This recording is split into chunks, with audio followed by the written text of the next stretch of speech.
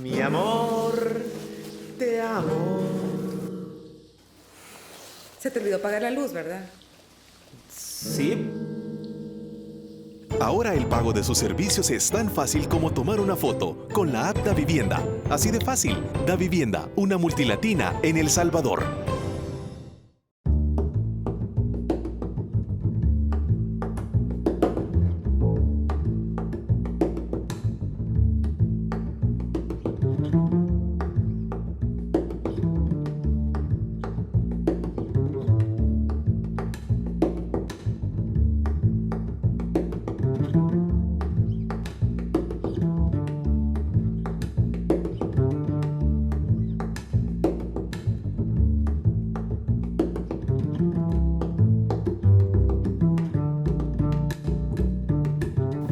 Muy buenas noches, amigos televidentes. Bienvenidos a un nuevo episodio de Focos y de su segmento Zoom. ¿Es posible la transformación y el progreso de El Salvador? ¿Cómo? Este es el tema que nos ocupa esta noche. Con 80,000 muertos y miles de lisiados después firmamos la paz, llenos de esperanzas con el futuro. Un cuarto de siglo después lideramos los primeros lugares del crimen y la inseguridad a nivel mundial, el menor crecimiento económico, el mayor endeudamiento público, postración económico-social y vulnerabilidad medioambiental de Centroamérica, mientras se incrementan aceleradamente las brechas con los países que asumieron las grandes transformaciones de este profundo cambio de época de la historia humana.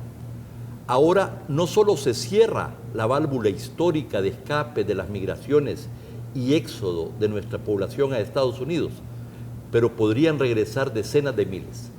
En este contexto, ¿es posible la transformación y el progreso de El Salvador?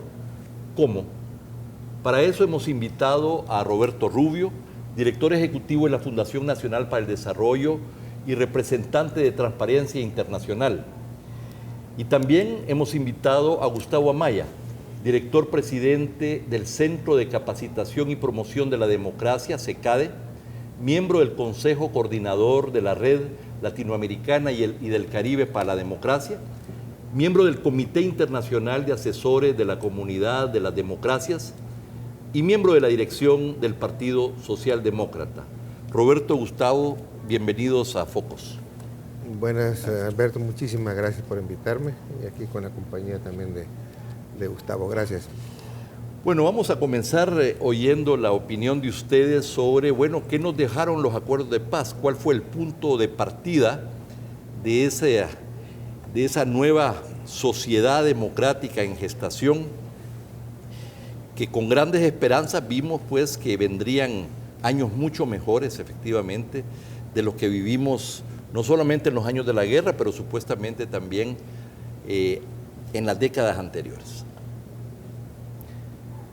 Bueno, ante todo nos dejó el fin de la guerra, que nosotros tres que ya tenemos edad para haberla vivido en carne propia y la vimos de cerca, pues no hay duda que eso es importante. Nos dejó también cierta institucionalidad. El hecho de que la Fuerza Armada haya, pues, digamos, pasado a jugar un rol menos político, aunque ahora pues hemos visto algunas señales preocupantes. El hecho también de que hayamos tenido, ¿verdad?, una institucionalidad electoral con mayor credibilidad, aunque también se ha venido perdiendo, pero yo creo que estos son logros importantes, el haber tenido, digamos, unas elecciones donde hubo poco cuestionamiento, siempre hay pequeños fraudes, pero no tan grandes, una Procuraduría de Derechos Humanos que ha venido desarrollándose con sus altos y sus bajos. Ahora ya no te matan por pensar distinto, a veces no hay tortura, hay libertad de expresión. Esto que tenemos aquí no lo hubiéramos podido hacer antes, o sea, yo creo que hay que valorarlo, no hay que cometer el error de imputarle a los acuerdos de paz ¿por qué no solucionó los problemas? Mire, es que tampoco se pretendía eso. Entonces yo creo que sí hay aspectos positivos a considerar. Mira, yo creo que nuestra élite se ha equivocado en cómo nos cuenta la historia, y le cuenta la historia a los jóvenes. a la generación de la posguerra. Estamos hablando de dos momentos históricos y de dos historias. De un país feudal que tuvo una guerra civil y que se transforma en una sociedad medianamente de mercado y medianamente democrática, un poco todo lo que relató, ¿verdad? Y ese es un cambio histórico.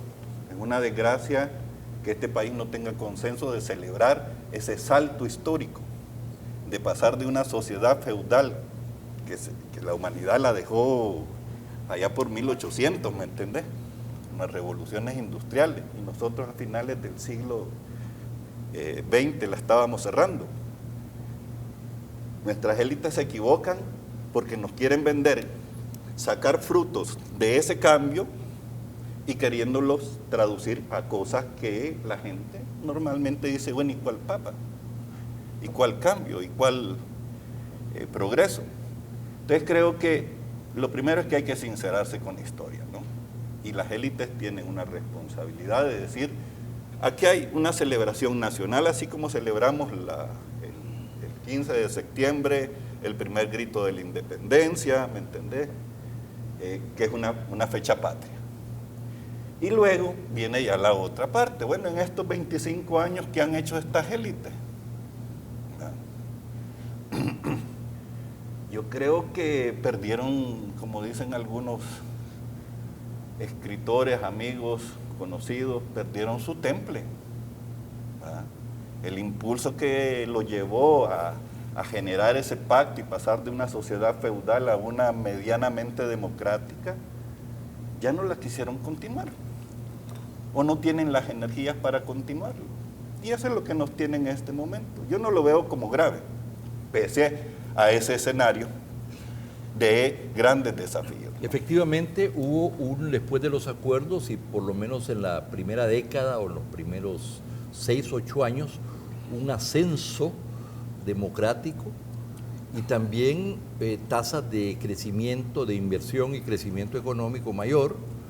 Se redujo la deuda pública, se crearon empleos, y esas tasas de crecimiento económico comenzaron después a pasar de tasas del 5 o 6% a 3, 4% hasta quedar en 1 y 2%, y también la vitalidad de los primeros años de cambio democrático comenzamos a ver precisamente que se comenzó a hacer una democracia, pero como de más baja intensidad, dijéramos, ¿verdad? Es decir, como... En parte, yo creo que en parte, porque la gente vota. Mira, si no ahorita, pues, si las encuestas, ¿qué es lo que te dicen? La gente no, el ciudadano, para lo que se luchó en ese momento, que era que la gente tomara la decisión de voto por este, no voto por este, no me parece, voy a buscar a otro. Eso está, o sea, ahí hay un poder que ha ido, es cierto. Cuando yo decía las élites perdieron ese temple, es porque sencillamente no están respondiendo a lo que la gente les está solicitando, lo que el ciudadano le está pidiendo, o sea, para lo que los ha nombrado, ¿no? Hoy están con ese cuento que ya fracasó, por cierto, el famoso segundo gran acuerdo de nación, y aquí lo que necesitamos es que se cumpla la ley, mi hermano. Roberto. No hay duda de que, un poco lo que tú decías, esas energías que se dieron después de los acuerdos de paz en términos económicos, políticos, sociales, se fueron agotando rápidamente. Es más, te diría que ya por el año 95, a pesar de que hubo un boom del crecimiento, se cometió la eterna falla de no transformar ese crecimiento en desarrollo. Así es. Es decir, no hubo, digamos, no tuvo la clase dirigente política y económica entonces la visión de aprovechar ese momento para realmente producir procesos de desarrollo, y digamos que esas energías que habían de crecimiento económico se fueron agotando ya en 1995, y esos crecimientos empezaron a decrecer. Y ya no se diga el desarrollo. Pero Roberto, tú fuiste parte de la Comisión Nacional de Desarrollo, que hizo un trabajo muy importante de consulta, de elaboración y de una visión más compartida de mediano y largo plazo. ¿Qué pasó? Mira, pasó que las dirigencias políticas y económicas o no lo entendieron o no quisieron o no les interesaba, ¿no? Porque a pesar de haber sido una comisión presidencial, te diría que los posteriores presidentes que le dieron continuidad y las dirigencias económicas de entonces no le hicieron la apuesta que se debía, porque en ese entonces creo que como que se pensaba de que gobernar era gobernar solo, y las dosis de autoritarismo siempre han aflorado, que ese es uno de los problemas que ha tenido nuestro proceso, porque los procesos, digamos, de cambio coexiste a veces procesos coexisten con el pasado y coexiste esas energías democratizadoras con las energías autoritarias que siguen presentes, y por eso que creo que es ¿cómo se llama?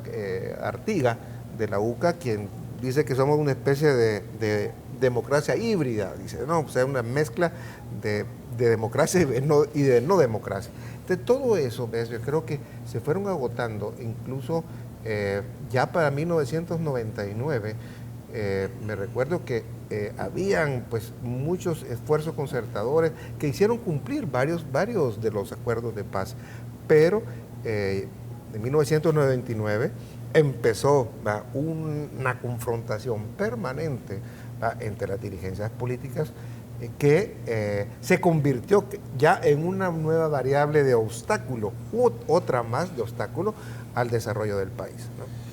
Bueno, hubo por supuesto, desgaste del ejercicio de 20 años del Partido Arena, que llegó a tener una hegemonía, vinculado además con los sectores económicos muy importantes, y a un modelo.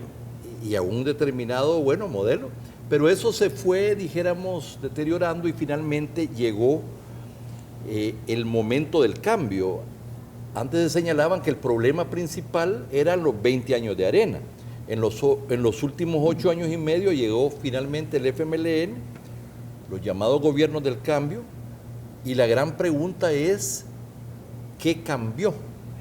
¿Qué ha cambiado en estos 8 años y medio respecto precisamente a la situación en que quedó el país cuando dejaron de ejercer el poder los gobiernos de Arena? Gustavo. Mira, yo creo que hay que ser justos. Cambios en los temas estructurales del país, pues, podríamos decir que no existen o han sido cosas de maquillaje, ¿no? Algo tal vez se ha equilibrado la mesa en tanto generar tal vez algún nivel menor de desigualdad, pero en un marco de poco crecimiento y de un modelo neoliberal basado en maximizar la ganancia sobre la base de a veces de especulación o del comercio puro y duro sin producir plusvalías, ¿verdad? Pues sencillamente no hay forma de avanzar. ¿A dónde han avanzado? Con resistencia, si querés, pero se han producido en este último periodo. Hoy vos podés votar,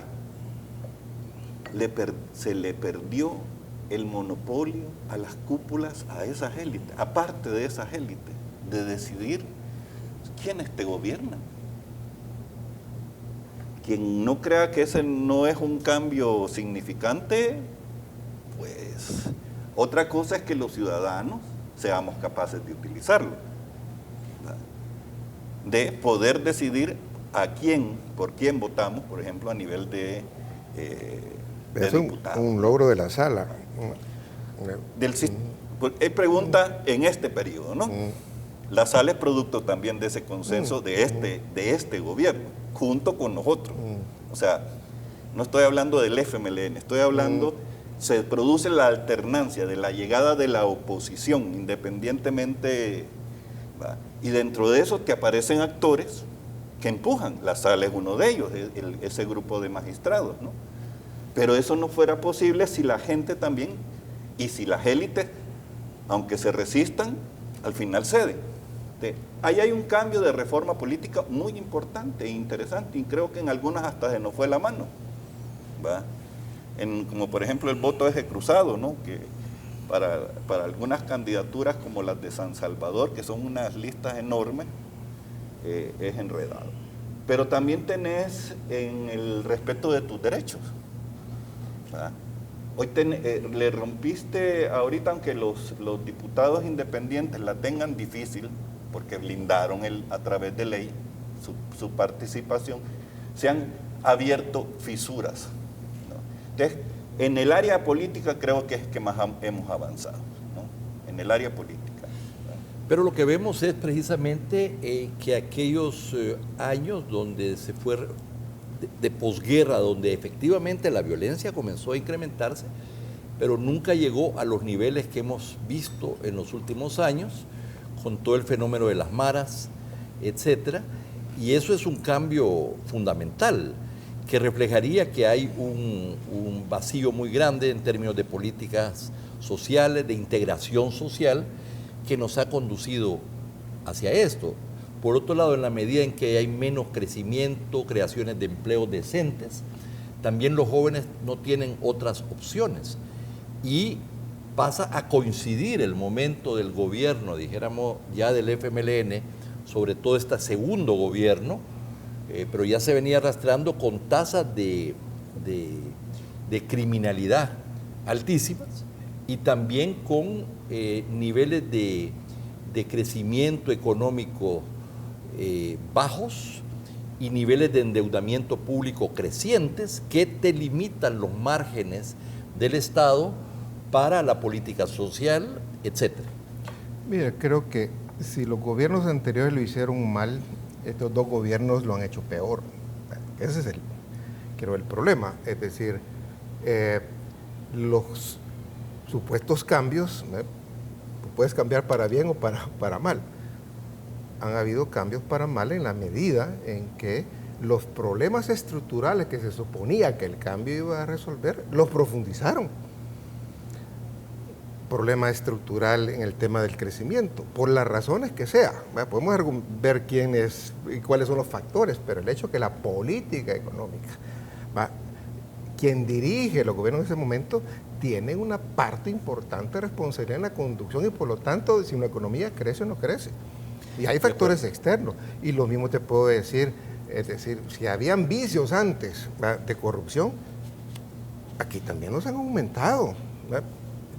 Si habían ciertas mañas del ejercicio del poder legislativo que eran viciadas en la época de Arena, aquí también las continuaron. Es decir, si habían madrugones, los continuaron.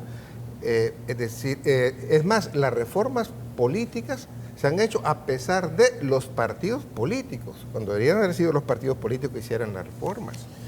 Vamos a continuar conversando cuando regresemos de este corte comercial, ¿no?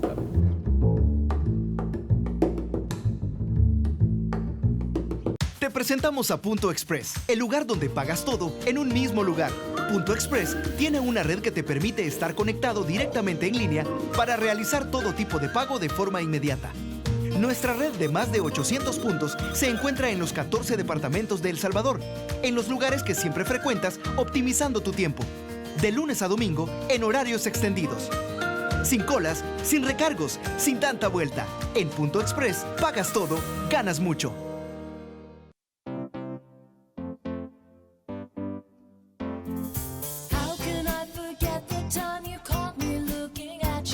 Con tu Claro prepago, tienes WhatsApp gratis para 2 al activar Persona Favorita en recargas desde 1.60 para que WhatsAppeen con todos sus contactos, sin usar datos ni Wi-Fi. Además, te damos llamadas gratis entre tú y tu persona favorita para hablar ilimitado. Recarga tu Claro prepago ahora. ¡Claro que sí!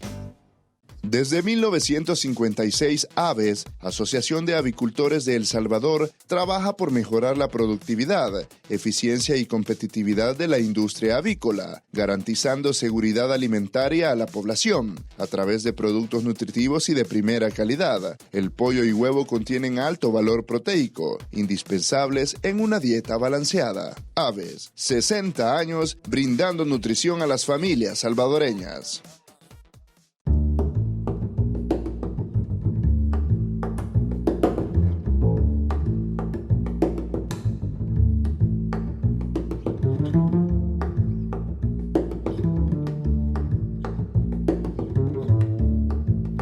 ¿Es posible la transformación y el progreso de El Salvador? ¿Cómo? Este es el tema que nos ocupa esta noche, conversando con Roberto Rubio, director de Funde, y con Gustavo Amaya, presidente director de SECADE, con mucha participación también en los esfuerzos de cambio de la sociedad civil.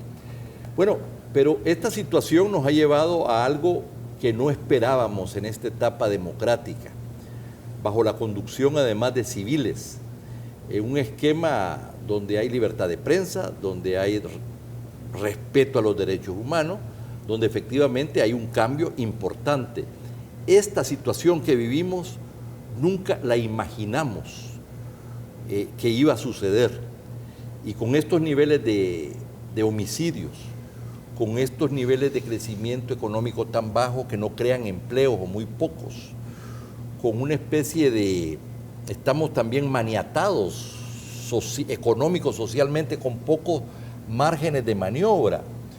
Y por el otro lado también, como tú ya lo decías, con algunas interrogantes sobre los procesos de elección, mientras los partidos políticos, todos, no vemos cambios. Ellos parecieran que ser en general la vanguardia del status quo. Es decir, en estas condiciones pareciera que es más de lo mismo. Y si no hay transformaciones económicas, sociales, políticas e institucionales, la situación tenderá a empeorar. Las transformaciones son un imperativo para el progreso. Y en el mundo tan acelerado de transformaciones en que vivimos, o avanzamos o retrocedemos. La pregunta entonces es, ¿cuáles son aspectos que podrían incidir en cambiar esta situación? ¿Qué es lo que están viendo ustedes? ¿Qué está sucediendo? Porque toda situación crítica tiene una reacción, tanto de sectores diversos de la sociedad como también a nivel internacional. Mira, yo quizás contextualizar qué somos, para empezar. Somos un país de la periferia, en una región periférica, que se dedicó durante muchos años a insertarse a la globalización, expulsando población y a nivel interno exterminando población, ¿no? Si querés una imagen, ¿no? Y hoy nos viene nuestra clase media, la que expulsamos y se creó como clase media en el exterior. Ahí viene, porque cambió el mundo, ¿verdad? Y en esas condiciones creo que la oportunidad ahí está. En vez de estar pensando que hay que mandarlos a Qatar, ¿verdad?, ahí viene una gran capacidad de recursos, de conocimientos, ¿verdad?, de experiencia social en un sistema que funciona sobre la base de leyes y de servidores públicos, que creo que si sabemos explotarlo, va a permitir la transformación de este país, va a permitir realmente conectarnos en el mundo globalizado. Yo he perdido la esperanza en las élites tradicionales de este país, te lo digo. Los ricos de este país, los políticos de este país, es difícil que cambien, ¿verdad? Están amarrados a su discurso, hay que buscar a dónde están las nuevas energías. Ese es uno. ¿Y tú dirías entonces ese es un gran energizante de cambio. Ya. El segundo es la generación joven, estos millennials que les dicen hoy, ¿no?, ¿verdad?, que todo lo quieren ya, que creen que nacieron en democracia, que aquí no había Guardia Nacional. Está bien, eso es lo que lograron. Que asuman, que sean valientes, que dejen de ser cobardes, ¿verdad?, porque ahí todos protestan, en el Twitter, en el chat, en las redes sociales, se disfrazan de sociedad civil para ser cool, ¿verdad?, pero no asumen.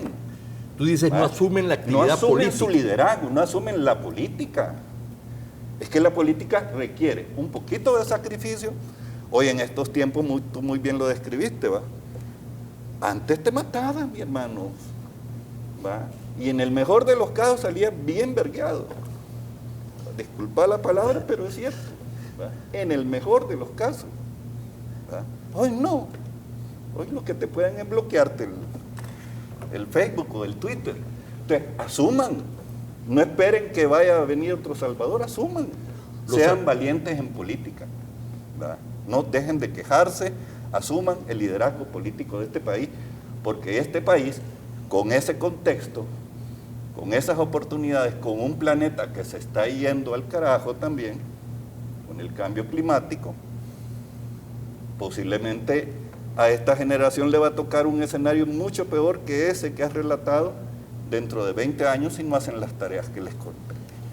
Nuestra población es joven, fundamentalmente. En el exterior con valores democráticos, con vivencias democráticos y exigencias entonces, pero también con mayores recursos, con mayor formación. ¿Qué otros factores identifica de cambio, Roberto?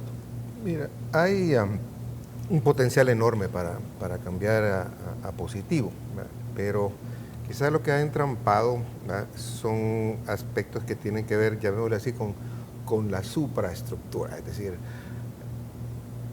es el tipo de ejercicio político, el tipo de sistema político que tenemos, es lo que algunos denominan pues esa polarización que no es cualquiera, es una polarización estéril que bloquea muchas veces decisiones, concretización de ideas, etc. Creo que ese es un factor. El otro factor es ese distanciamiento que hay, llamémosle así, entre el Estado y la sociedad, entre la sociedad política y la ciudadanía. Yo estoy de acuerdo con Gustavo de que, es más, meterse en política no necesariamente quiere decir meterse a un partido. No. Ojalá que se metieran, ¿verdad? Pero hacer política, ¿verdad?, en el sentido que le entiendo a Gustavo, es realmente involucrarse en los procesos de incidencia política, en los procesos de formación de opinión pública, el manifestarse en los medios electrónicos o en las redes sociales, pero también en las calles, porque las calles también son importantes, ¿no? Yo creo que si las posibilidades de cambio, por ejemplo, en los partidos políticos, ya hemos visto que es bastante limitada porque existe algo que tú decías, el status quo, son conservadores. Aquí lo que llamamos derecha o la izquierda son, ante todo, más que derecha e izquierda, son conservadores, a su manera. Y difícilmente, ¿verdad?, un conservador trata de cambiar.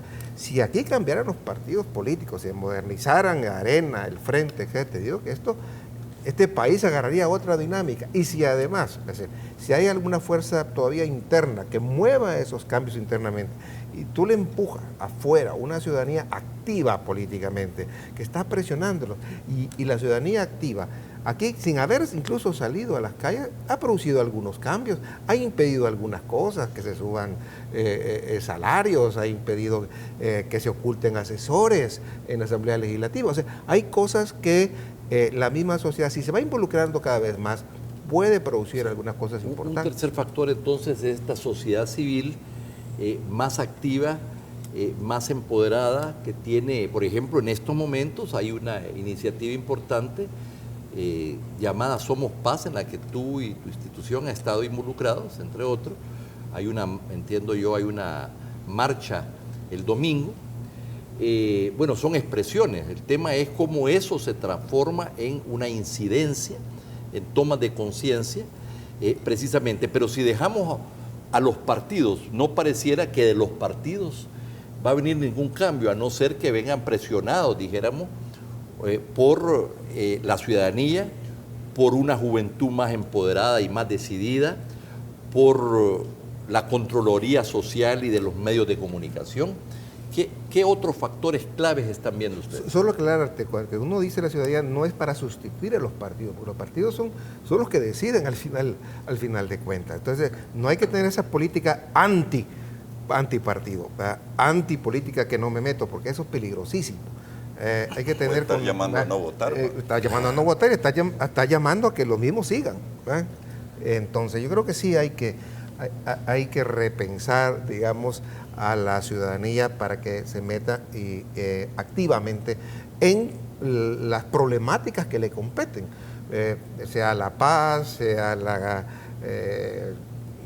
la transparencia, la lucha contra la corrupción, ideas para hacer crecer la economía, y para eso necesita articularse. Aquí el problema que tenemos es que hay poca confianza. Entonces, no, es que si está aquel no estoy yo. Entonces siempre hay dificultades particulares. Pero yo creo que se puede tejer una buena organización social sin ser masiva como la que hemos visto en Guatemala y Honduras, pero sí una buena organización social de cara a incidir en problemas específicos. Quizás hacer un comentario a lo que decía, a lo que estaba diciendo Roberto. Mira, un espacio es el civil, pero el espacio civil es bien claro, es para presionar, ¿no? Presionar a los grupos de poder, ya sea políticos, económicos, porque también puede ser alguna empresa que esté haciendo un desmán, y vos como civiles, pues haces tu presión, ¿no? Ejerces contraloría, podés participar. Esa es una parte del modelo de ampliación de la democracia que en este país tenemos que profundizar. Pero el otro, que yo creo que es el gran problema, ¿va?, es cómo, y eso es hacer política. Porque a veces aquí se entiende de que eso no es hacer política, que eso es ser como civil, ¿no? Una cosa así medio incolora, insabora. Eso es hacer política.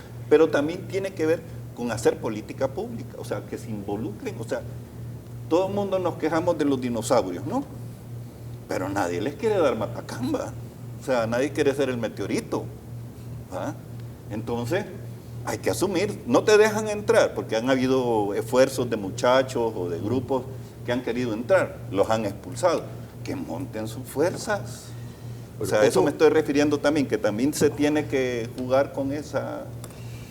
Que se junten con los salvadoreños del exterior también. En general, este ha sido un país donde los sectores económicos, sobre todo los más grandes, han tenido una influencia fundamental, ¿verdad?, en la política, en el poder.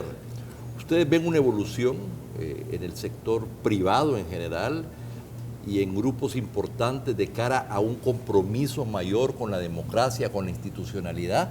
Hemos visto expresiones diversas de esto que en otros años no veíamos. ¿Ustedes le atribuyen a esta evolución, al menos de un sector del empresariado, como un factor de cambio también?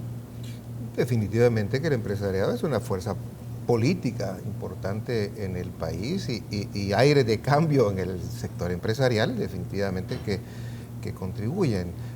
Creo que hablar así de empresariado también global es difícil porque ha habido muchos cambios sociológicos de las composiciones, ¿no?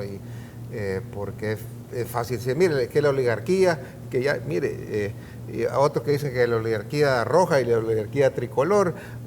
Yo creo que es una cosa mucho más compleja y hay que analizar también dónde están ubicados cada quien. No es lo mismo uno que tiene negocios solamente en el país y que su negocio es... Y otros que ya se transnacionalizaron. Son incluso mentalidades distintas. Te diría que el que está con inversiones más fuera posiblemente, no por estar fuera, pero tiene más propensión posiblemente a estar un poco más abierta a otras cosas. Entonces, sí creo que hay sectores empresariales y sobre todo hay jóvenes empresariales que creo que sí, digamos, están viendo diferente un poco como lo vieron, digamos, sus antepasados, ¿no? Estamos viendo precisamente que hay la nueva generación de recambio está asumiendo responsabilidades mayores en las empresas, en la discusión, en la toma de decisiones y en su relación también con la política. Ese es otro aspecto que podría ser positivo de cara a una serie de factores que estamos observando.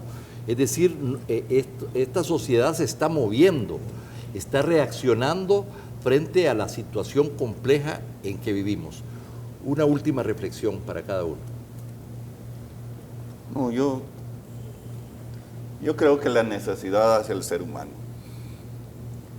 Y ahorita tenemos enormes necesidades en todo lo que hemos hablado acá, ¿verdad? Queremos un ser humano mejor, va a responder a esas necesidades, ¿verdad? O sea, a resolver esas necesidades, no a solo verlas, a resolverlas, si queremos progresar. Pero eso está montado, no es un problema, Alberto, de aquí de que crezcamos el 10%, no es un problema de que atraigamos inversión extranjera, es una capacidad de las personas. Es que si no tocamos a las personas, a esa energía que está más a lo interno, de creer, aquí hemos perdido, aquí se hace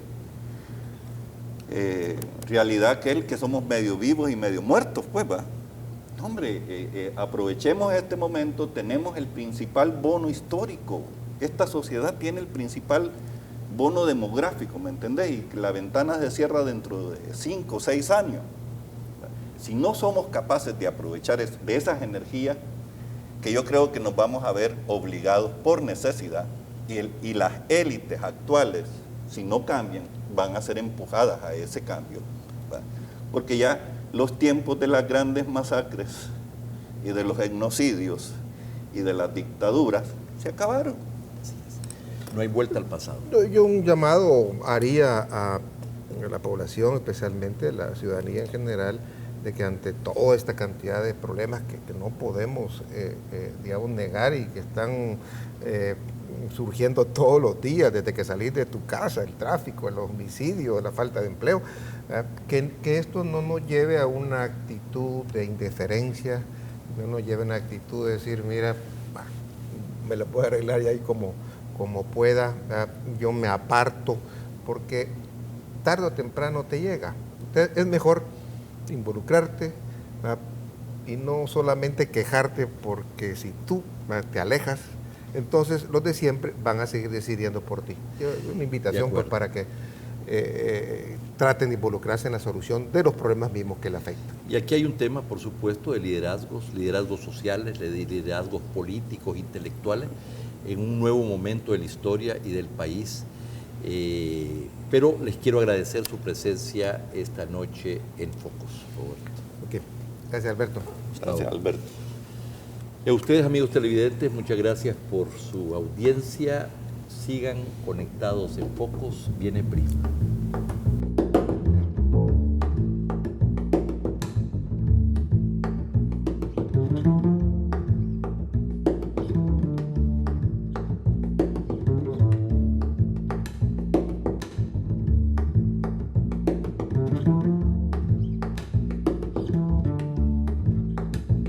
Presentamos a Punto Express, el lugar donde pagas todo en un mismo lugar.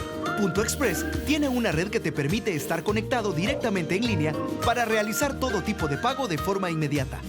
Nuestra red de más de 800 puntos se encuentra en los 14 departamentos de El Salvador, en los lugares que siempre frecuentas, optimizando tu tiempo. De lunes a domingo, en horarios extendidos. Sin colas, sin recargos, sin tanta vuelta. En Punto Express, pagas todo, ganas mucho.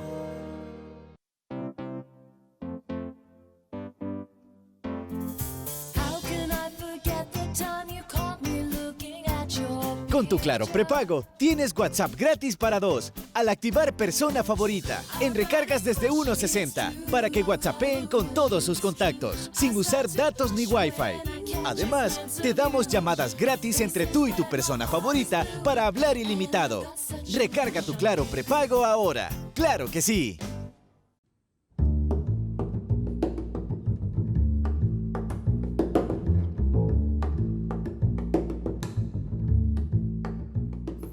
Entre 2015 y 2017, El Salvador registró más de 4.000 asesinatos por año. En los próximos meses, una nueva asamblea legislativa deberá asumir el reto de sancionar leyes para atender esta compleja problemática, que le hereda al país la legislatura saliente en seguridad pública. Entre junio de 2015 y diciembre de 2017, el Parlamento aprobó 20 decretos que se centraron en incrementar las plazas en los organismos de seguridad, mejorar las condiciones de sus integrantes, incrementar el control en los centros penitenciarios, ratificar las medidas extraordinarias y establecer contribuciones especiales de la ciudadanía para esta área. No hubo ninguna normativa que pusiera el foco en acciones de prevención o en programas de rehabilitación. Las promesas de los entonces candidatos, plasmadas en sus propuestas legislativas, no fueron incluidas en su mayoría. Previo a la elección de marzo de 2015, Arena prometió reformar la ley de telecomunicaciones para controlar el uso de celulares para identificar la planificación y cometimiento de delitos, así como la aprobación de una ley especial de medidas reeducativas o de readaptación y asignar más recursos para aplicar la ley de víctimas y testigo. El Cambio Democrático planteó la creación de un Instituto de Estadísticas de Seguridad Pública. El Partido Demócrata Cristiano pidió, por su parte, firmar un pacto nacional para la generación de empleo masivo como política de integración de jóvenes vulnerables a la criminalidad, pero planteó, al mismo tiempo, un acuerdo para crear un sistema de aislamiento para quienes ejercieran el delito de extorsión. El FMLN planteó la creación de una ley de reinserción y rehabilitación de jóvenes en riesgo social, así como reformas a las leyes de servicios privados, penitenciaria, de la PNC, la Academia Nacional para la Seguridad Pública y el Código Penal. Y Gana formuló propuestas más radicales, como permitir la aportación permanente de armas por parte de los agentes policiales y militares e incluir la pena de muerte. En contraposición, la Asamblea aprobó reformas a la Ley de Salarios para incluir nuevas plazas a la Policía Nacional Civil y modificar el escalafón policial. Leyes de contribuciones especiales para que los usuarios de los servicios de telecomunicaciones, así como las personas jurídicas con ganancias netas iguales o sobre los $500.000, aporten 5% a planes de seguridad ciudadana.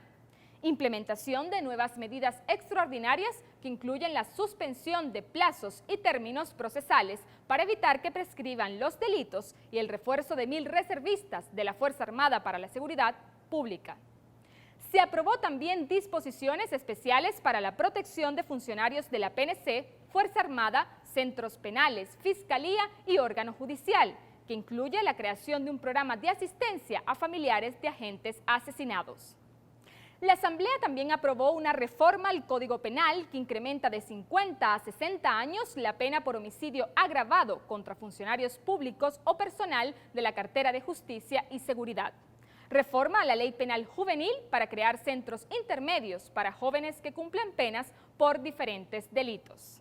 En este sentido, el diputado del FMLN, Misael Mejía, de la Comisión Legislativa de Seguridad, dijo a Focos que el balance ha sido altamente productivo y aplaude la prórroga de las medidas extraordinarias que considera deben ser permanentes. Por el contrario, el diputado de Arena, Mauricio Vargas, sí sostiene que estas medidas son represivas y asegura que en la comisión no se ha logrado tener una visión de política de Estado. Respecto al presupuesto para esta rama durante 2015, 2016 y 2017, la actual Asamblea no hizo cambios significativos, manteniendo los recursos económicos para el Ministerio de Justicia y Seguridad Pública sobre los $400 millones, donde un 40% es destinado para patrullaje policial y vigilancia y solo 3% para prevención. La comisión espera que la Asamblea apruebe antes de finalizar esta legislatura la creación de un registro de pandillas para llevar un control de los miembros de estas estructuras criminales. Esto es todo en Prisma. Ya volvemos con más de su programa Focos.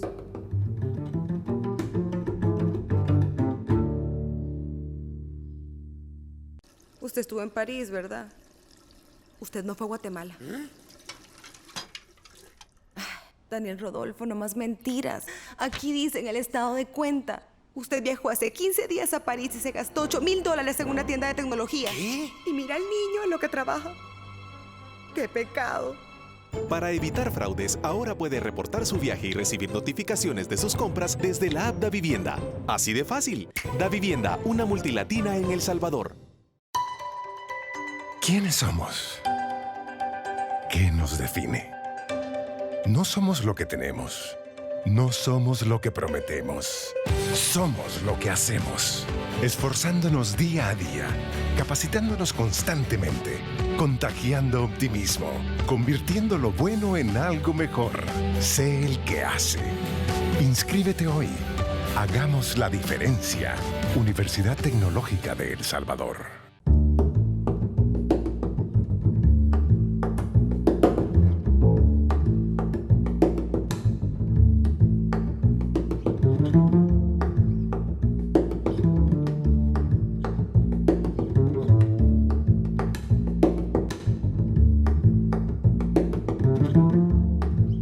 Gracias por acompañarnos en la mesa de Matices. Saúl, buenas noches otra vez. Buenas noches, Karen.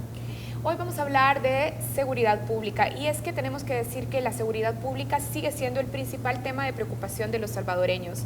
Si bien en el último año las cifras de asesinatos disminuyeron significativamente hasta en un 25%, las más de 3.900 muertes por hechos violentos registradas en 2017 mantienen a El Salvador como uno de los países con mayor criminalidad en el mundo. Y a esa situación hay que señalar, Karen, se suma el descrédito de los ciudadanos ante la respuesta del Estado para atender el fenómeno delincuencial. De acuerdo con la última encuesta del UDOP, 6 de cada 10 personas consultadas piensan que la delincuencia aumentó durante el 2017. Esto a pesar que durante el último año, ustedes recordarán, el gobierno puso en implementación las medidas extraordinarias en seguridad pública. Pero este fenómeno no puede entenderse fuera del contexto de la región. El Salvador, Honduras y Guatemala, los países del Triángulo Norte, concentran y comparten cifras de homicidios muy altas. Por esta razón, la subregión, el Triángulo Norte, es catalogada como una de las más violentas del mundo. A la región, además, es importante decir, se han destinado una serie de recursos que lamentablemente no dan los resultados esperados para contener la ola de violencia. Por eso esta noche nos preguntamos en qué están fallando las políticas públicas en seguridad y en dónde queda el enfoque de género en el abordaje de esta problemática. Para profundizar en este análisis, hoy nos acompaña Renata Giannini del Instituto Igarapé de Brasil, un tanque de pensamiento y acción dedicado a la discusión de datos y evidencias en el diseño de las políticas públicas de justicia y desarrollo. Renata es experta en políticas públicas de seguridad con enfoque de género y para nosotros es un gusto tenerte acá. Sabemos que estás en el marco de un importante evento, los diálogos sobre seguridad urbana. Bienvenida. Muchas gracias. Bueno, Renata, empecemos hablando de tu especialidad, del diseño de políticas públicas con enfoque de género. El Instituto Igarapé señala que si bien la mayor proporción de homicidios en la región, pero también en nuestro país, recaen en hombres, la violencia contra las mujeres también es motivo de preocupación, sobre todo cuando pensamos en El Salvador, que tiene una de las tasas más altas de violencia contra la mujer. ¿Cómo se incorpora la perspectiva de género en países como el nuestro, donde la mayoría de los homicidios tienen como víctimas a hombres? Sí, esta pregunta es realmente muy importante y muchas gracias por hacerla. Cuando hablamos de la violencia, se suele hablar mucho de los homicidios, porque también son los indicadores más confiables que tenemos, se queda un cuerpo para atrás. Entonces uno, habla mucho de los homicidios. Como mencionaste, los homicidios atacan principalmente a los hombres, el 90% de las víctimas. Eso no significa, sin embargo, que las mujeres no son asesinadas. Mucho por el contrario, también hay muchas muertes acá y esto es importante destacar porque la circunstancia del asesinato de las mujeres es completamente distinto a las circunstancias del asesinato de los hombres. Muchas veces las mujeres son asesinadas por sus propios compañeros en el interior de sus hogares. Entonces las políticas que queremos implementar para reducir los homicidios tienen que dar cuenta también de las políticas específicas que darían cuenta de esta dinámica diferenciada para las mujeres. Pero eso también, es como que oculta una otra realidad. Estamos hablando de los hombres como las principales víctimas de la violencia homicida. Sin embargo, ¿quiénes son las principales víctimas de todos los otros tipos de violencia? Cuando hablamos del femicidio, por ejemplo, el femicidio viene precedido de una serie de otras violencias que muchas veces ni nos damos cuenta. Son crímenes que pasan en el interior de los hogares, muchas veces que no son notificadas, no sabemos.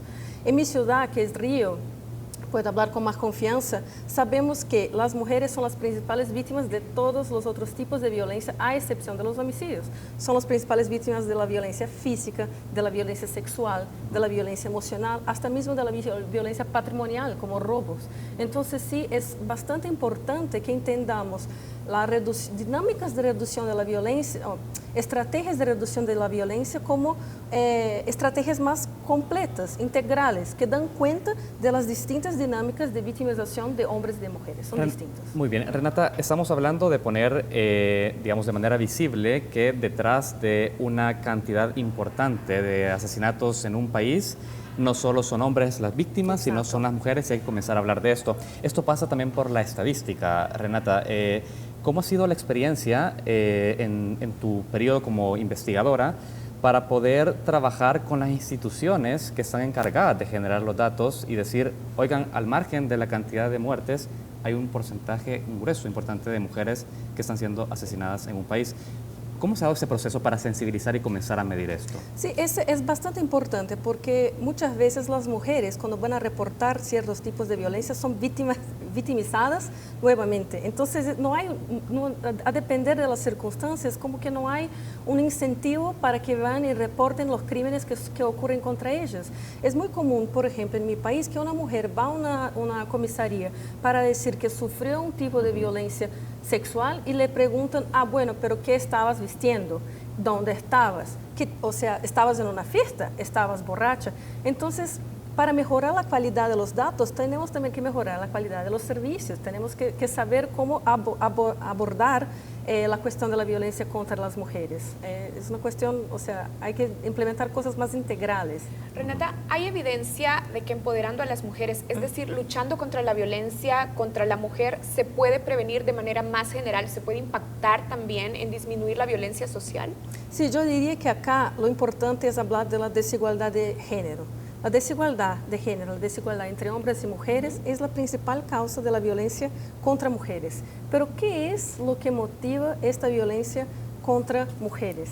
Sino su estatus como considerado inferior por los hombres, ¿no? Entonces, cuando empoderamos a las mujeres, de alguna manera, estamos tratando de disminuir esta vulnerabilidad, intentando disminuir esta vulnerabilidad, estamos intentando traer estas relaciones de una manera más igual. Pero además de empoderar a las mujeres, tenemos que trabajar con los hombres y con las masculinidades y con los comportamientos que llevan a esa violencia. Por ejemplo, muchas veces se considera que un hombre tiene que ser fuerte, tiene que ser viril, y muchas veces se confunde con violencia. Es como que interpretar que para ser hombre hay que ser violento. Y es ahí que está la relación con la violencia de manera general. ¿Precisas, por ejemplo, esta relación, desigualdad de género en expresión de violencia, por ejemplo, de pandillas?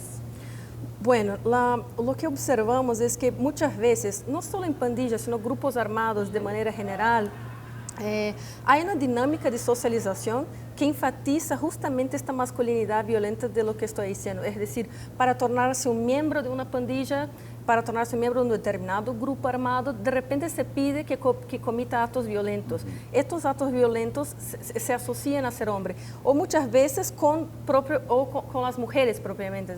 O sea, hay que violar para ingresar. Y eso también es interesante notar porque las mujeres que también se involucran con estas actividades ilegales sufren las mismas dificultades relacionadas a la desigualdad que hay en el mercado formal. Claro. Dentro de estas instituciones difícilmente están en el mando y están justamente en las posiciones que asumen más riesgo, y ahí de nuevo se retroalimenta la violencia contra las mujeres. Y quizás nos gustaría que pudieras profundizar sobre la situación de las mujeres dentro de una estructura criminal como las pandillas. ¿Han logrado determinar, digamos, cómo está impactando en estas mujeres precisamente la desigualdad de género, pero ahora dentro de una estructura jerárquica y machista como una pandilla? Sí, es lo que decía. Sí, de la misma manera que las mujeres en un mercado formal sufren desigualdad, ganan menos, tienen menos oportunidad, no están en el mando, esto también pasa en el interior de la pandilla, pero es más alarmante, digamos así. ¿Pero por qué lo sufre más en una pandilla? Porque no hay una regulación, primero que no hay una regulación, y muchas veces porque este comportamiento violento hacia las mujeres, que muchas veces son parejas de miembros de las pandillas, son como que incentivadas.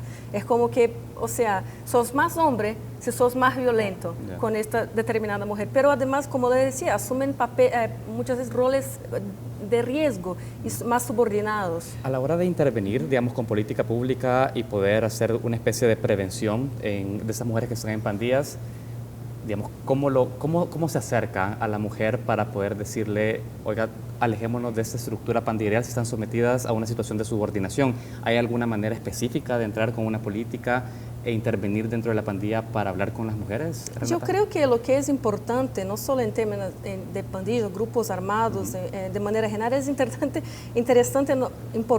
entender por qué ingresaron, qué es lo que faltó en su vida para ingresar ahí. ¿Cuál es el simbolismo de una pandilla, de ser novia de una pandilla, de un pandillero o de estar ahí dentro? O sea, ¿cuál es su motivación? Y muchas veces la motivación de las mujeres es distinta de la de los hombres, y eso es lo que no trabajamos tanto. Eso es bastante importante. Bien. Renata, el Instituto Igarapé, para el que trabajas como investigador, es especialista también en datos. Más allá de los datos duros y cuantitativos, ¿con qué dimensiones cualitativas se pueden medir los avances en seguridad y con enfoque de género también? Sí, esto es bastante importante por lo que decía también en el principio, ¿no? De los diversos tipos de violencias que sufren las mujeres, muchas veces son subnotificadas. Entonces, hay una brecha en lo que sabemos que se pasa con las mujeres. Entonces, hay datos como las encuestas de percepción que trabajan, sí, o sea, el miedo de las personas, o sea, qué es lo que se preocupan, o las encuestas de victimización, y ahí sí podemos entender mejor cómo es que la violencia afecta a las mujeres. Análisis contextuales que nos permite entender cuál es el contexto de la violencia de esta sociedad, o sea, de sus políticas, para poder mejor comprender, o sea, si ha avanzado, si ha retrocedido. Cuando decís y el análisis impacto contextuales, específicamente, ¿a qué tipo de dinámica o de proceso nos estamos refiriendo? Sí, exactamente. Podemos intentar entender mejor el contexto de esta sociedad, el contexto histórico de esta sociedad, el contexto político, económico. Un dato más cualitativo. Sí, exacto. Los factores económicos, o sea, cuáles son todos esos factores estructurales, causales, que o sea, que no son los síntomas de la violencia y que, o sea, que muchas veces son dejados de lado, porque ahí quedamos con indicadores duros. Para poder tener, digamos, claridad respecto a la utilidad de hacer unos indicadores mucho más multidimensionales para entender el fenómeno, ¿nos podrías decir algunas experiencias en las que ese tipo de metodologías han terminado en resultados exitosos, buenas prácticas de políticas públicas al haber medido de una manera más completa la seguridad con enfoque de género? Sí, lo que hemos hecho en Igarapé es observar, es intentar evaluar, bueno, más bien hicimos una compilación de evaluaciones que se han realizado en términos de medidas de prevención de la violencia, para intentar entender qué es lo que ha funcionado, qué es lo que no ha funcionado en términos de política. Entonces, en este ámbito, en el ámbito de las políticas de prevención, tenemos políticas enfocadas en grupos de riesgo, que son los jóvenes. Entonces ahí podemos trabajar, y las que han de hecho tenido resultados más positivos son aquellas terapias cognitivas que tienen que ver justamente en trabajar o sea, las habilidades cognitivas de los jóvenes, comunicación no violenta, el control de la rabia. Tenemos medidas que son volcadas hacia fortalecer las habilidades parentales, o sea, medidas que están enfocadas en la primera infancia, en los niños. Es decir, invertir en los niños es lo que tendrá más resultado. Ahí fortalecer los lazos familiares, los vínculos, para que el niño tenga un ambiente en que pueda desarrollarse, en que pueda desarrollar sus habilidades cognitivas, en que no sea excluido, marginalizado. Entonces, ahí dentro hay varias, y ahí podemos hablar más de las otras. Bien, tenemos que hacer una pausa. Esta noche estamos conversando con Renata Giannini. Renata es investigadora del Instituto Igarapé de Brasil. Algunas notas importantes. Para medir la violencia, nos decía Renata, es importante también, por ejemplo, no solo atender a los datos duros, sino que también observar, por ejemplo, encuestas de victimización, encuestas de percepción, y observar también los factores contextuales de la violencia. Gracias. De eso vamos a regresar hablando. Hacemos una pausa, ya volvemos.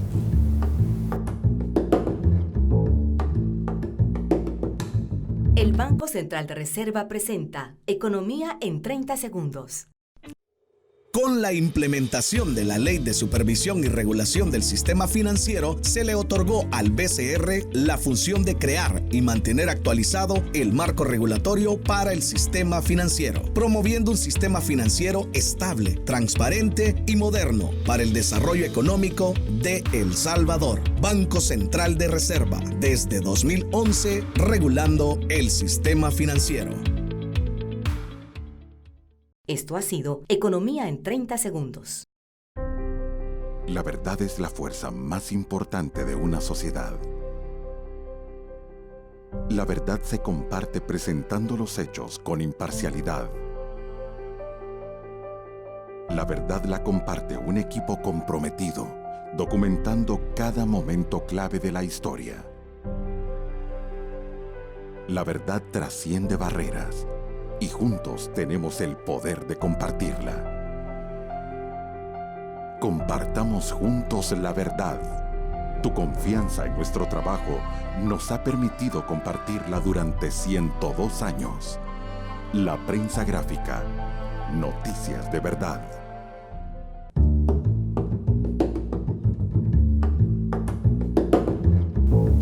Continuamos esta noche en Matices. Se encuentra con nosotros en esta entrevista Renata Giannini, investigadora del Instituto Igarapé de Brasil. Esta noche estamos hablando sobre los desafíos para la formulación de políticas públicas. Estamos preguntando sobre qué tan eficaz ha sido su implementación y dónde queda también el enfoque de género en este abordaje. Renata, en la primera parte tú ya te extendías sobre la situación de la mujer dentro de un entorno violento, hablabas de la relación que tiene esto con una sociedad donde impera la desigualdad de género. Queremos entender el fenómeno como tal de la violencia. Sabemos que el Instituto Igarapé ha señalado que no hay una única explicación respecto a estos altos niveles de homicidio que enfrenta la región. También señala que existe una relación entre desigualdad y pobreza extrema a la hora de entender el fenómeno. Pero nosotros nos encontramos en estadística, por ejemplo en el caso de El Salvador, que en años donde pobreza ha aumentado, no precisamente ha aumentado también la cantidad de asesinatos en el país.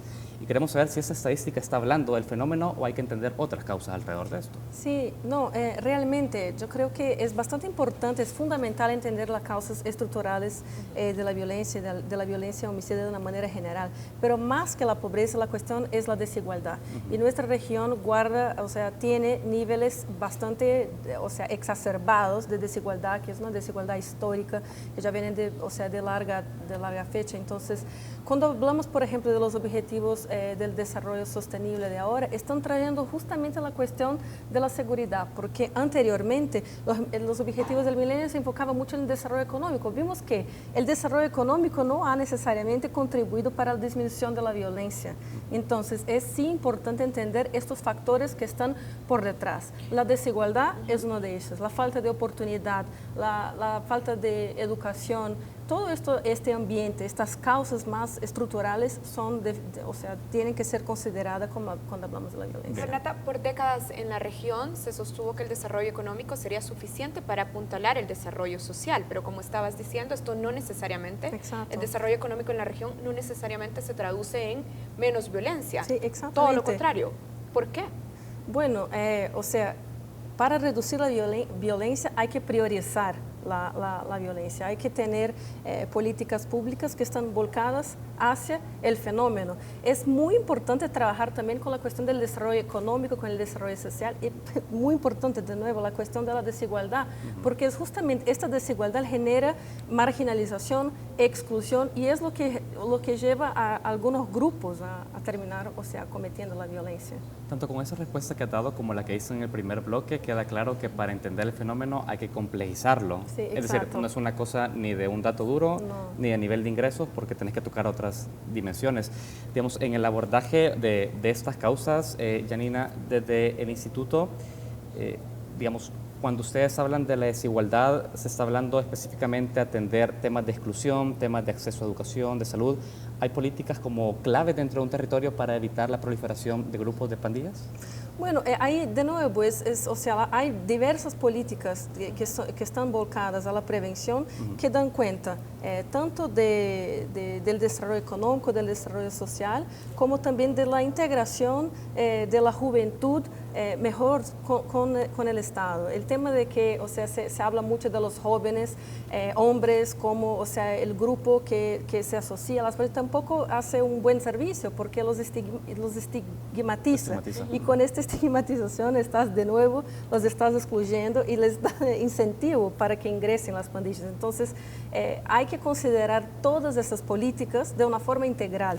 Es necesario traer también servicios básicos, o servicios públicos básicos para recuperar el pacto entre los ciudadanos y las instituciones. Es decir, hay que mejorar la confianza de las personas en sus gobiernos. Hay que darles el incentivo para continuar contribuyendo económicamente para su propio país y no para ingresar en formas alternativas de ingreso.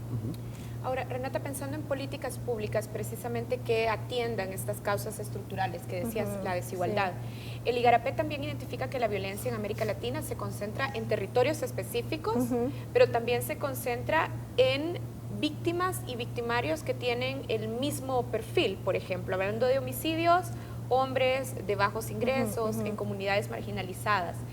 ¿qué políticas públicas, para profundizar más en la pregunta que ya estaba sobre la mesa, qué políticas públicas entonces deberíamos estar pensando en diseñar, pensando en atender a estos perfiles específicos? Mira, acá lo que yo creo que es importante, un mensaje que es muy importante destacar es que sí sabemos que las principales víctimas de los homicidios son los jóvenes entre el 15 y el 29 años. Y de entre los casos que sabemos de homicidios, los victimarios son muchas veces jóvenes, pero es bastante importante entender que la tasa de esclarecimiento de asesinatos en nuestra región es bajísimo. Mientras algunas regiones como Asia, Europa, tienen una tasa de esclarecimiento del homicidio que es del 80-85%, en nuestra región baja bastante. En México es el 20%, en Brasil es el 8%, en Colombia es el 4%. Aquí es cerca o menos del 10%. Bueno, ahí está. No sabemos bien o sea, quiénes son estos perpetradores, ni cuáles son los motivos, o sea, de dónde viene. O sea, hay que mejorar y mucho nuestros sistemas para detener los que tienen que ser detentos, que estar en la prisión. ¿No? Ahí está. Y no los que cometen delitos menos graves. Renata, te preguntábamos y insistíamos en el tema de las políticas públicas porque dentro de un entorno donde es propicia, digamos, el surgimiento de pandillas, el control territorial, sabemos que hay también condiciones comunes como una familia desintegrada. Es decir, hay muchos jóvenes que están siendo reclutados por las pandillas y vienen de hogares desintegrados. ¿Has logrado tú profundizar un poco sobre esto? El rol, por ejemplo, de una madre soltera en un contexto un poco violento también para ella, para criar a sus hijos. ¿Has logrado un poco explorar estas causas, esta situación? Sí, y es interesante que cuando hablas de la madre soltera, tenemos que también hablar de los hombres que la dejaron. Y eso es súper importante. Entonces, cuando estamos hablando de nuevo, políticas de prevención que enfocan la primera infancia, trabajan justamente en el fortalecimiento de las redes de protección.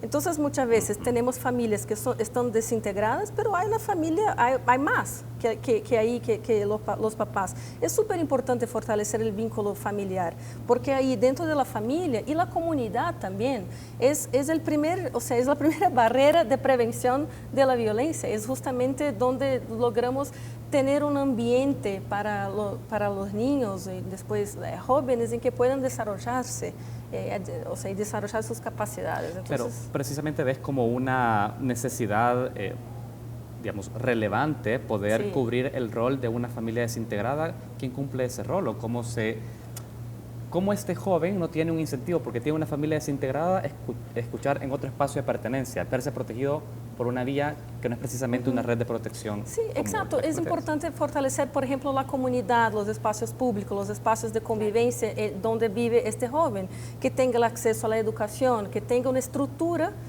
también por parte del Estado que le cuide de alguna manera. Muchas veces la cara del Estado para un joven es la escuela y las relaciones que hacen la escuela. Entonces, estas cuestiones sí contribuyen para fortalecer esta red de protección. Entonces, yo creo que... Compensa, digamos, esa vacía. Exacto, si estamos hablando de hogares desintegrados, entonces es importante hablar de la red de protección de una manera general, que ahí incluye la escuela, incluye políticas públicas y su comunidad. Hablando siempre de opciones de políticas públicas, el Igarapé tiene también una serie de políticas que trabajan directamente con las víctimas y con los victimarios y proponen estrategias de terapia psicológica para entender a los perpetradores y para que estos modifiquen sus comportamientos. Pero, ¿podrías explicarnos cómo funciona este tipo de intervención de política pública y qué evidencias hay para señalar que puede tener un impacto potencial alto? Bueno, en realidad lo que está ahí es el resultado de una evaluación que hicimos, que es una revisión bibliográfica de la literatura de qué políticas han funcionado y qué políticas no han funcionado. Y esta que trabaja justamente con el comportamiento de los jóvenes es la que mencioné anteriormente, que trabaja, que intenta darle más habilidades para tratar con la rabia, para tratar con estos comportamientos explosivos. Entonces, es como una manera de trabajar la comunicación no violenta para que los jóvenes, su comportamiento no se desarrolle en algo violento, sino que algo más constructivo, que desarrolle habilidades de relaciones interpersonales. No es algo que hacemos, sino fue algo que evaluamos como positivo. ¿Y en qué contexto y con qué capacidades institucionales tienen que contar los estados para que este tipo de intervención sea realmente efectiva en disminuir las tasas de criminalidad en una sociedad? Con la priorización por parte de las autoridades públicas, porque yo creo que lo que muchas veces pasa es que las autoridades eligen caminos que parecen son más cortoplacistas. No miren esas medidas de prevención que son de mediano, largo plazo, que tardan un poco más, pero que sí trabajan con las causas de la violencia. Entonces, con la priorización hay voluntad política, hay recurso financiero, y ahí sí puedes trabajar con eso. Renata, ustedes trabajan con políticas públicas y saben que para poder implementarlas necesitan que el Estado entre a ese territorio o a esa unidad donde implementa la política. Sucede que en el país las pandillas le disputan poder territorial al Estado y servidores, educadores, personal del Ministerio de Salud no pueden entrar a esos lugares incluso por amenazas a ser asesinados. Quisiera escuchar tu opinión respecto al eje represivo, porque se establece que antes de intervenir con política pública social hay que controlar el territorio. ¿Cómo han sido las experiencias que tú has conocido respecto a este tipo de intervención o de choque a la comunidad después de haber sido controlada por una pandilla? Sí, mire que en Igarapé lo que sostenemos es que las políticas públicas eficaces son aquellas que son basadas en evidencias, en los datos. Y bueno, y lo que sabemos es que las medidas que son, claro que eso varía de contexto a contexto. Por ejemplo, acá la violencia está bastante relacionada a pandillas, eso varía mucho, entonces hay que entender, pero sabemos que hay un balance ideal entre políticas de prevención y políticas que son más de control. Entonces, por ejemplo, políticas que han funcionado es entender un poco la concentración de la criminalidad, porque el crimen sí es concentrado, hay hotspots. Entonces, estrategias de puntos calientes, hotspot policing, no sé bien cómo... Sí, claro, puntos focalizados. Sí, exacto. Esto es parte de la estrategia nacional. Contribuyen, sí, pero hay que ver el balance con la cuestión de la represión y el exceso de la violencia, pero, o sea, cuando hay innovaciones, entonces puede ver que muchas veces un sistema innovador contribuye para tener datos más reales, para saber dónde se concentra la violencia. Entonces, una estrategia en esto puede contribuir para una caída drástica de la criminalidad en este lugar. Pero ¿cómo hacemos para que esta criminalidad no se traslade de un lugar a otro? Y es por ahí que hay que combinar con estas cuestiones de prevención, más de fondo de prevención y que son de largo plazo. ¿Y cómo se logra que eso no pase? De hecho, en el caso salvadoreño pasa, se controlan algunos puntos calientes, pero luego los indicadores dan cuenta de que se están levantando en otros territorios. Pero estamos trabajando, es porque estamos atacando el síntoma, no estamos atacando qué es lo que motiva esta violencia. Y este es el punto, por eso que hay que combinar estas estrategias, porque es importante también tener este efecto de corto plazo, pero es muy importante tener la prevención, ¿entender? O sea, ¿por qué esta violencia está pasando y atacar esta cuestión? Lo que estábamos hablando al principio, la desigualdad y todas estas cuestiones es bastante importante. Muy bien, vamos a cerrar la entrevista, Renata, pero quisiera escuchar tu opinión respecto a un tema que en El Salvador es polémico. Durante el año 2012 se implementó acá una estrategia que el gobierno asumió, que es de establecer un diálogo entre pandillas para poder reducir la cantidad de asesinatos en el país.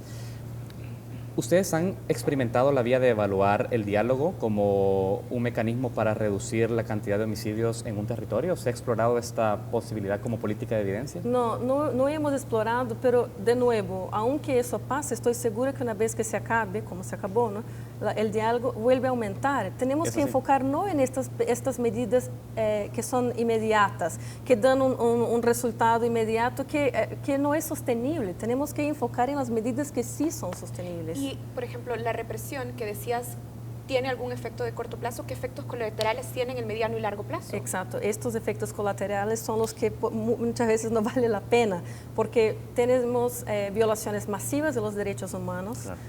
O sea, en mi país, por ejemplo, las Fuerzas Armadas ya fueron llamadas varias veces a intervenir en el territorio. El entrenamiento de las Fuerzas Armadas es completamente distinto, es enfocado en matar al enemigo. La policía no, es ley y el orden, es rehabilitar, ¿no? Es completamente distinto. Entonces, cuando hablamos de políticas públicas, es para el bienestar del ciudadano y no para punirlo. Totalmente, hay una inversión de los valores. Entonces, o sea, hay que cuidarse mucho con los efectos colaterales de estas medidas. Renata Giannini, investigadora del Instituto Igarapé de Brasil, queremos agradecer tu tiempo con Focos. Ha sido muy completo tu análisis respecto a diversos temas de seguridad. Gracias a Renata. Renata está en el país para participar en un evento que se llama Diálogo sobre Seguridad Urbana, que es organizado con el socio local Foro Paz. Gracias, Renata, de nuevo. Nosotros hacemos una pausa, pero todavía tenemos más contenidos en Focos. Muchas gracias.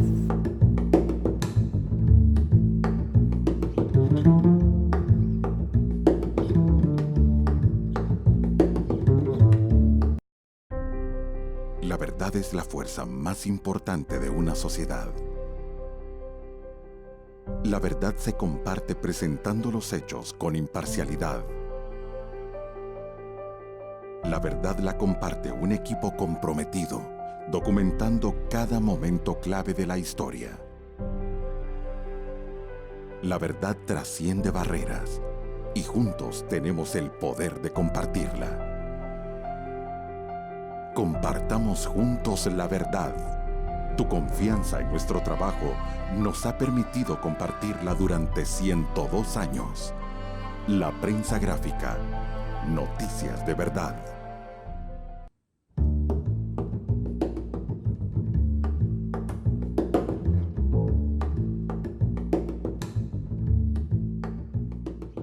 Hola, bienvenidos a Altamar desde Washington para Focos. Soy Muni Jensen y Peter Schechter y yo hablaremos hoy de Europa, de una Europa en duda. Pues bien, la historia europea en el 2017 y muy posiblemente en este nuevo año ha sido una doble historia. La primera es sobre la economía de la región, que se ha recuperado asombrosamente después de 10 años de recesión, y este año parece que va a crecer más que los Estados Unidos. Un poco más, 2,4% contra un 2,3% que se espera para este país. Así que el desempleo también se ha normalizado en muchos países, un promedio de 8,7%. Claro está, Peter, que hay países que todavía tienen un 16% como España y otros que se han recuperado a casi un 4% como Alemania. Es decir, la economía va bien, pero los problemas y la inestabilidad de la región vienen desde el lado político. Hemos visto brotes de populismo, brotes de un gran escepticismo con la Unión Europea. Hablaremos brevemente sobre el Brexit, la salida de la Inglaterra de la Unión Europea, y también una situación con los inmigrantes y los refugiados que es bastante preocupante. Y claro, y eso lo que hace es que nos hace la pregunta, y los europeos se hacen la pregunta, Muni, ¿hacia dónde va Europa? Y esa pregunta es tanto más difícil que contestar simplemente porque no es solamente una serie de países, entonces no es solamente la contestación de cómo va Francia o cómo va Alemania, sino hay todo un tema de a dónde va la Unión Europea. Porque la Unión Europea es una cosa rarísima, porque no es un Estado, pero tiene bandera, tiene presidente, tiene parlamento, no es una agencia controladora de un país, pero sin embargo hace todo tipo de reglas de sanidad, de control de aviones, de movimientos de tráfico. Entonces la pregunta para los europeos es hacia dónde van, y lo que nos preocupa a nosotros, Muni, y lo hemos hablado tantas veces, es que el centro en Europa se está deshaciendo. El centro en Europa queda desmoronado. Si tú miras a Alemania o en Francia o en Italia, que tendrá elecciones en marzo de este año, lo que pasa es que el centro son países de gobierno parlamentario, entonces el gobierno no cambia, pero en las franjas cada vez más hay grupos parlamentarios cada vez más grandes que arrastran que los partidos tradicionales tengan un discurso siempre más duro, antimigrante, extremista, etcétera, etcétera. Por ejemplo, en Francia han elegido como el nuevo jefe del Partido Republicano, un hombre que hace dudas si no hay una guerra contra el hombre blanco. Eso de un partido republicano tan tradicional, que el presidente Sarkozy y el presidente Giscard d'Estaing, presidentes conocidísimos, y ahora tenemos un hombre que habla de temas raciales. Entonces eso es como arrastra el centro. Y yo no sé, Muni, yo creo que la pregunta grande es hacia dónde va uno de los ejes más importantes, que es el presidente Macron, porque el presidente Macron de Francia es la única persona, figura política muy popular, que sin embargo arrastra todos los temas pro-europeos, pro-occidental, etcétera. Bueno, Macron quiere ser el presidente de Europa. Francia se le queda pequeño con el ego que tiene, pero también es la cara y el líder de este movimiento europeísta que cada vez tiene menos seguidores, sobre todo en los países del centro y del este de Europa. Bueno, pero yo lo que siento y creo es que Macron es uno de los pocos políticos en Europa que ha ganado elecciones, sigue siendo muy popular, sigue siendo admirado, con un discurso que es pro-europeo, que agrandar Europa, no achicarla, como está diciendo todo el mundo, que Europa tiene que ser más fuerte, que la Unión Europea tiene que ser más fuerte. Entonces, este tipo es contra vientos y contra intuición, y sin embargo es el único político ganador. Yo sé que tú y yo discrepamos un poquito sobre el presidente Macron. A mí me parece muy arrogante y me parece que él quiere ocupar un espacio que está dejando Angela Merkel a medida que se debilita dentro de su propio país y está tratando de ser el showman de Europa, así como aquí en Estados Unidos es Donald Trump. Ay, caramba, pero no puedes comparar a alguien que tiene un discurso occidental, positivo, de instituciones, de tranquilidad, de multiculturalismo, como es el presidente Macron, además que es muy guapo, y este tipo está abarcando y tratando de unificar a Europa. Yo creo que ahora, con lo que pasó en Alemania, que Merkel va a seguir siendo la primera ministra, el presidente de Alemania, yo creo que es un motivo de gran positivismo. Bueno, ya que hemos hablado de Donald Trump, que no es tan guapo como Macron, creo que eso también es un factor que está influyendo en Europa, el hecho de este vacío y esta complicación de la relación que supuestamente es una alianza de Occidente que ha ocurrido y que ha sucedido durante décadas.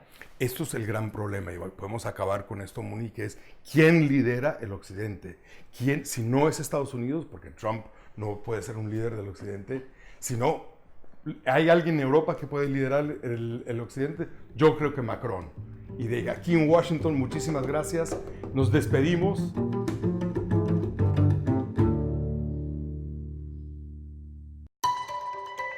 ¿Quiénes somos?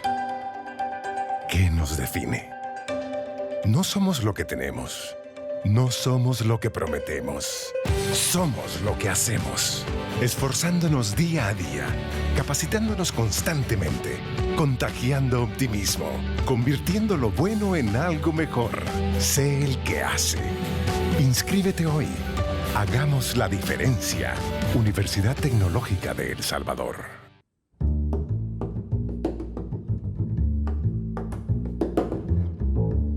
La representación de El Salvador obtuvo el Premio Iberoamericano de Educación en Derechos Humanos. Recientemente, este premio fue otorgado en Colombia por la Organización de Estados Iberoamericanos para la Educación, la Ciencia y la Cultura.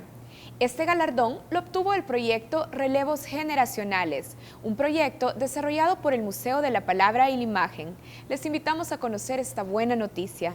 Gracias por acompañarnos esta noche en Focos. Recuerden que pueden ver este programa o cualquiera de nuestras emisiones en nuestra página web focostv.com. Buenas noches.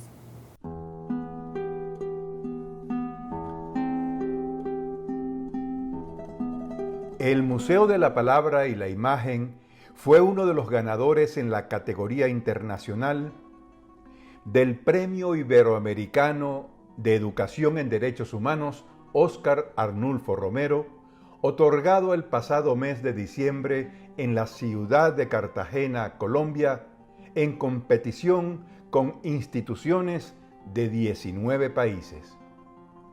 El MUPI, que previamente había ganado en la categoría nacional, estuvo representado en Colombia por Valeria Pérez, una joven relevo generacional en el ámbito de la memoria histórica y la educación en derechos humanos.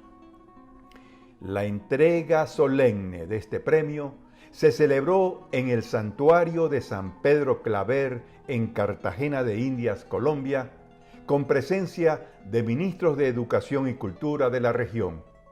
Escuchemos en la voz de Valeria esta buena noticia para El Salvador. Bueno, en Cartagena se premió el proyecto del Museo de la Palabra y la Imagen llamado Relevos Generacionales. Este proyecto ganó el segundo lugar a nivel iberoamericano en el Premio de Educación en Derechos Humanos. Este premio fruto de un trabajo de muchas personas, de muchos jóvenes y de muchos adultos que desde el 2013 han estado comprometidos con talleres en derechos humanos. Todo empezó con un grupo de jóvenes que se reunían en el museo cada viernes, sábado y domingo para hablar sobre temáticas, problemas sociales, derechos humanos y aprender poco a poco de qué se trataba todo esto.